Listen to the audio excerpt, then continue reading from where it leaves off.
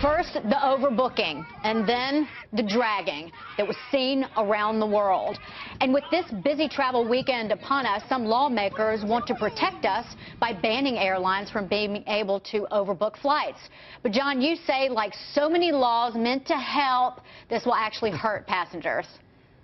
It will hurt passengers because costs will be passed on to passengers that are flying. Look, there is no mistaking this. This was beyond stupid, the decision that was made on a local level. This guy had a seat. He paid for it. He was sitting in it. He's dragged off the plane. That should never happen. But that doesn't mean you go to a beyond stupid Congress to try to fix this problem, because you have to put this in perspective.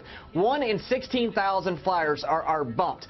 United's a little better than that, 1 in 23,000. That's 0.004%. Now, 91% of those do it voluntarily at the gate before somebody forcing them. You need to do this before you actually board the plane. So this problem is minuscule, actually, system-wide.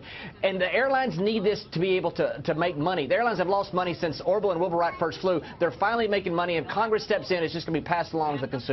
And Jessica, to John's numbers, 41,000 people last year were involuntarily bumped out of 660 million people flying. So we need a new law for this. Yeah, I'm a big fan of new laws, but probably not this time. This was a total aberration and just really a disaster. And the fact that it was caught on camera is, why a majority of the outrage is. And I mean, that doesn't happen all the time. I think maybe you could make laws around what kind of law enforcement you can have come onto these planes in these instances. But we've even seen now that Delta's saying that they'll give up to $10,000 for someone to deboard or to, stay overnight somewhere, to let someone else take the seat on the flight. I think that, we're just looking at a PR disaster more than the need for a new law here.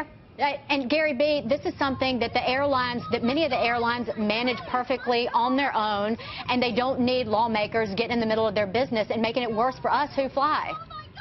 Exactly. Look, first of all, I'm a little upset that Jessica didn't take the ultra-left side, because now I can't play off her and make her the bad person in this case. I'm just trying to ruin your weekend, Gary. Just trying to ruin your weekend. It kind of hurts a little bit. It set me back. I'm going to be honest. I'm regrouping as I talk. Wait for the next segment.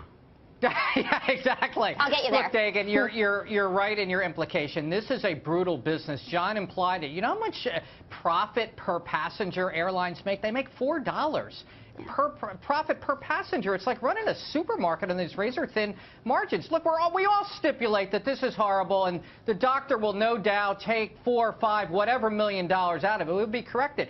Chris Christie, for one, wants to come in and eliminate overbooking. Airlines could do that. Say on a 200-passenger plane, they could sell 180 tickets and keep the other 20 open for people that miss their flights and that kind of stuff. The problem is ticket prices will go up 20 to 50%. My gosh, you can fly now round trip from Orlando to California for $300. Does anyone want to go back when we're ultra restrictive on airlines and have it cost thousands of dollars because of this? I don't think so. And Morgan, to Gary's point, it's not just Democrats who want more regulation, it's Republicans too. Well, and the airline industry is already totally overregulated. The airlines have to deal with very powerful unions, for the pilots unions and for the flight attendants. And if you look at, speaking of Chris Christie, Gary just brought him up, Maserati just announced that they're leaving New Jersey and going to Detroit. This is one of several car companies that have left New Jersey. So that's right, Mr. Christie, let's keep on regulating them. And Jonas, the Department of Transportation already can fine an airline for egregious overbooking. It's not as if the government already isn't involved in this. Well, first of all, if there's a solution where consumer behavior would fix the problem, and this is obviously a problem, then you don't need government regulation. Well, there's plenty of places in airlines where you need government regulations, not just safety. I mean, right now, flying from New York to Richmond costs more than flying to China most of the time. That's the kind of thing where there's monopolies going on, where the gates aren't. That's where the government, but this populist stuff where they want to get in and fix these minor problems. Look, consumers could fix this problem in a few weeks.